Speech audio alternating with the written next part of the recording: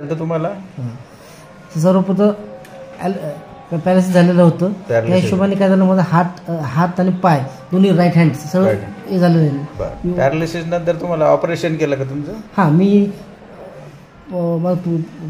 Doctor हैदराबादला केलं आहे आणि 2 वर्षानंतर जे मी डॉक्टर साहेबांना भेटलेलं आहे त्या हिशोबाने चेक करा आधी कसं आहे काय नाही, त्या हिशोबाने मला हेल्प केलं आहे. 2 दिवसापासून मी जॉईन करायला केलं आहे. बरोबर. आपली ट्रीटमेंट कशी वाटली तुम्हाला? खूप चांगलं झालं सर.